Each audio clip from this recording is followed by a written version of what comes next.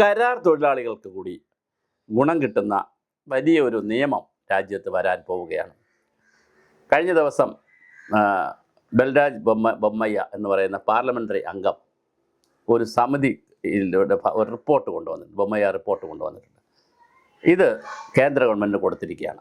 ആ റിപ്പോർട്ടിൽ രണ്ട് കാര്യം കൃത്യമായി പറയുന്നുണ്ട്. ഒന്ന്, കരാർ ജീവനക്കാരെന്ന് പറയുമ്പോൾ തൊഴിലുറപ്പ് പദ്ധതിക്കാർ, ആശാ വർക്കേഴ്സ്, അങ്കണവാടിക്കാർ, അവരെല്ലാം ഒരു തരം കരാർ ജീവനക്കാരാണ്. അതിൽ അങ്കണവാടിക്കാർ എന്ന് പറയുന്നത് കരാറല്ല, സ്ഥിരം ജീവനക്കാരാണ്. പക്ഷേ എങ്കിലും അവർക്ക് ESI EPF ഒന്നും തന്നെ ഇല്ല. അപ്പോൾ ESI EPF പോലുള്ള കാര്യങ്ങൾ, ആരോഗ്യ ചികിത്സയ്ക്കുള്ള സഹായം ESIയും അതുപോലെ പെൻഷൻ പറ്റുന്ന EPF പോലുള്ള സംവിധാനങ്ങളും കൊണ്ടുവരണം എന്നൊരു കരാർ തൊഴിലാളികൾ കൂടി കൊണ്ടുവരണം. പ്രത്യേകിച്ച് തൊഴിലുറപ്പൊക്കെ ആയിരക്കണക്കിന്, ഇപ്പോൾ കേരളത്തിൽ പോലും 10,000 പേരുണ്ട്. മറ്റെല്ലാ സ്റ്റേറ്റും കൂടെ എടുത്തു കഴിഞ്ഞാൽ ലക്ഷത്തോളം ആളുകൾ വരും. പിന്നെ അംഗനവാടി എടുത്തു കഴിഞ്ഞാൽ കേരളത്തിൽ മാത്രം 66,000 ഉണ്ട്. രാജ്യം മുഴുവൻ എടുത്താൽ 8-10 ലക്ഷം 10-12 ലക്ഷം ആളുകളുണ്ട്. അപ്പോൾ ഒരുപാട് ആളുകളുണ്ട്. അപ്പോൾ അവർക്കെല്ലാവർക്കും ഗുണകരമാകുന്ന ഒരു സംവിധാനത്തിലേക്ക് പോകണം. അതുപോലെ തന്നെ മിനിമം പെൻഷൻ EPFൽ 1000 രൂപയാണ് പറയുന്നത്. അത് പോരാ. പക്ഷേ 1000 രൂപ പറയുമ്പോഴും 650 രൂപ വാങ്ങുന്നവരുണ്ട്. അത് പോരാ, അത് കൂട്ടി കൊടുക്കണം, കാലാനുസൃതമായി വില സൂചികയ്ക്കനുസരിച്ച് കൂട്ടണം എന്നൊക്കെ പറഞ്ഞ് വലിയ നിർദ്ദേശങ്ങൾ വന്നിട്ടുണ്ട്. എന്തായാലും കേന്ദ്ര ഗവൺമെൻറ്റിൻ്റെ പാർലമെൻ്ററി സമിതിയാണിത് വച്ചിരിക്കുന്നത്. ഇത് ഇനി അത് പാർലമെൻറ്റിൽ ചർച്ചയ്ക്ക് വയ്ക്കണം. ചർച്ചയ്ക്ക് വെച്ചതിന് ശേഷം അത് നിയമമാവണം. കുറേ നടപടിക്രമമുണ്ട്. പക്ഷേ എന്തായാലും വളരെ മനോഹരമായൊരു തീരുമാനമാണ്, അല്ലെങ്കിൽ ഒരു ശുപാർശയാണ് വന്നിരിക്കുന്നത്. കരാർ തൊഴിലാളികൾക്ക് കൂടി രാജ്യത്തെ ലക്ഷക്കണക്കിന് വരുന്ന, ലക്ഷമല്ല ചിലപ്പോൾ കോടിക്കണക്കിന് വരുന്ന കരാർ തൊഴിലാളികൾക്ക് കൂടി, അത് ഗവൺമെൻറ് സംവിധാനം എടുത്താൽ തന്നെ ഒരുപാടുണ്ട്. ഇപ്പോൾ റെയിൽവേ എടുത്താലും അതുപോലെ തന്നെ ഫുഡ് കോർപ്പറേഷൻ ഓഫ് ഇന്ത്യ എന്നൊക്കെ പറയുന്ന വൻകിട സംവിധാനങ്ങളുണ്ട്. അപ്പോൾ ഒരുപാട് സ്റ്റാഫൊക്കെ ജോലി ചെയ്യുന്ന വലിയ സംവിധാനങ്ങളുണ്ട്. ഇന്ത്യൻ റെയിൽവേ ഒക്കെ ഒരുപാട് സ്റ്റാഫ് ജോലി, അതെല്ലാം കരാർ തൊഴിലാളികൾ ധാരാളമുണ്ട്.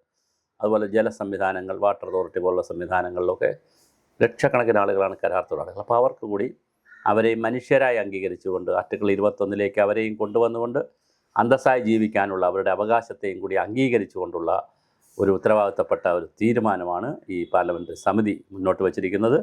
അത് ഭംഗിയായി വരും എന്ന് തന്നെ നമുക്ക് പ്രതീക്ഷിക്കാം. തീർച്ചയായിട്ടും അതിന് ഇനിയും നടപടിക്രമങ്ങൾ ഒരുപാടുണ്ട്. ശുപാർശ വന്നു എന്ന് മാത്രമേ ഉള്ളൂ, പക്ഷേ ഒരുപാട് നടപടിക്രമങ്ങളുണ്ട്. ഈ 5 സ്റ്റേറ്റിലെയും തിരഞ്ഞെടുപ്പ് കഴിയുന്ന മുറയ്ക്ക്. പക്ഷേ 5 സ്റ്റേറ്റിലെ തിരഞ്ഞെടുപ്പും കേന്ദ്ര ഗവൺമെൻറ്റിൻ്റെയും നടപടിയായിട്ട് ബന്ധമില്ല. കാരണം കേന്ദ്ര ഗവൺമെൻറ്റിൻ്റെ തിരഞ്ഞെടുപ്പ് അല്ലല്ലോ. ഇപ്പം ഇതുള്ളത് കോഡ് ഓഫ് കോണ്ടാക്റ്റ് ഉള്ളത്, ഇലക്ഷൻ്റെ കോഡ് ഓഫ് കോണ്ടാക്റ്റ് ഉള്ള അതാത് സ്റ്റേറ്റുകളിലാണ്. ഇപ്പം മറ്റ് സ്റ്റേറ്റുകളിലില്ല. അപ്പോൾ അതുകൊണ്ട് തന്നെ കൊണ്ടുവരാം. കേന്ദ്ര ഗവൺമെൻറ്റിന് ശക്തമായൊരു നിയമമാണ് കൊണ്ടുവരുന്നത്.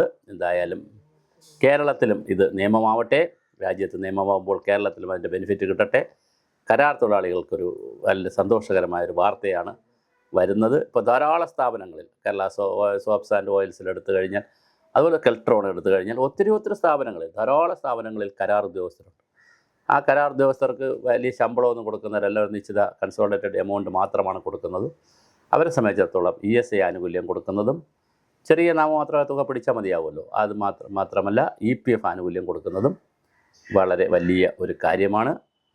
ഞാൻ ഇതിൻ്റെ ഇടയ്ക്ക് സെൻറ്റർ ഫോർ എർസൈൽ സ്റ്റഡീസിൽ ആദ്യകാലത്ത് കുറച്ചു കാലം ഞാൻ കരാർ കോൺട്രാക്ട് അടിസ്ഥാനത്തിൽ ജോലി ചെയ്തിരുന്നു. അപ്പോൾ ഞങ്ങളുടെ ഒരു വലിയ സംഘടനയൊക്കെ ഞങ്ങളുണ്ടാക്കി. അന്ന് കേരളത്തിൽ ഈ സയൻറ്റിഫിക് സ്ഥാപനങ്ങളിൽ കരാർ അടിസ്ഥാനത്തിൽ പ്രവർത്തിക്കുന്നവർക്ക് EPF കൊടുക്കണമെന്ന് പറഞ്ഞ് വലിയ കേസൊക്കെ പറഞ്ഞ് അന്നത് പൊന്മയൂരാൻ, ഞാനിത് ഓർക്കുന്നത്, 10 കൈയിലും വിരളിലും മോതിരമൊക്കെ ഇട്ടിട്ടുള്ളൊരു പൊന്മയൂരാൻ, തമിഴ്നാട്ടിലുള്ളൊരു പൊന്മയൂരനായിരുന്നു EPF കമ്മീഷണർ തിരുവനന്തപുരം പട്ടത്ത്. അപ്പോൾ അവിടെ കൊണ്ട് ഞങ്ങൾ പരാതി കൊടുക്കുകയും അന്വേഷണം വയ്ക്കുകയും വലിയ ഒരു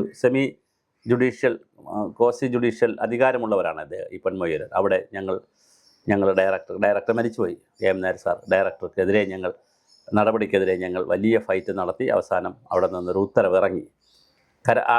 സയൻറ്റിഫിക് ഓർഗനൈസേഷനുകളിലെ കരാർ ഉദ്യോഗസ്ഥർക്ക് 1 വർഷത്തേക്കാണെങ്കിൽ പോലും EPF ഏർപ്പെടുത്തണമെന്ന്. അത് പക്ഷേ കേരളത്തിൻ്റെ ചരിത്രപരമായൊരു വിധിയായിരുന്നു. എല്ലാ സ്ഥാപനങ്ങളിലും അതിനുശേഷം കേരളത്തിൽ EPF വയ്ക്കുന്നൊരു രീതി വന്നു.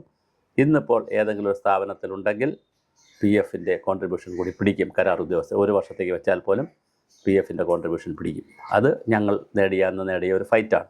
പക്ഷേ ഇപ്പോൾ പറയുന്നത്, അത് 3 വർഷം മുമ്പാണ്. അതിനുശേഷം ഞങ്ങൾ ജോലിയിലേക്ക് മാറി, ജോലി സ്ഥിരമായി വേറെ സ്ഥലത്തേക്ക് പോയി. ഞാൻ പറഞ്ഞത് 24 വയസ്സിലെ കാര്യമാണ് പറഞ്ഞത്. അപ്പോൾ തുടക്ക സമയത്തുള്ള കാര്യമാണ് പറഞ്ഞത്. അപ്പോൾ ഞാൻ പറഞ്ഞു വന്നത്, നമുക്ക് വളരെ കൃത്യമായിട്ടുള്ള ഒരു നിയമം നമ്മുടെ രാജ്യത്ത് വരേണ്ടതുണ്ട്. കരാർ തൊഴിലാളികളെ തീർച്ചയായിട്ടും അവർക്ക് ഈ ESA ആനുകൂല്യം കൊടുക്കണം. പക്ഷേ ESA ആനുകൂല്യം അന്ന് പലർക്കും കൊടുക്കില്ലായിരുന്നു. പക്ഷേ ESA ആനുകൂല്യം കൊടുക്കണം. അതുപോലെ തന്നെ EPFൻ്റെ ആനുകൂല്യവും കൊടുക്കേണ്ടതാണ്. അത് നല്ലൊരു നിർദ്ദേശമാണ് രാജ്യത്ത് വന്നിരിക്കുന്നത്. വളരെ പെട്ടെന്ന് തന്നെ അത് നടപ്പിലാവുമെന്ന് നമുക്ക് പ്രതീക്ഷിക്കാം.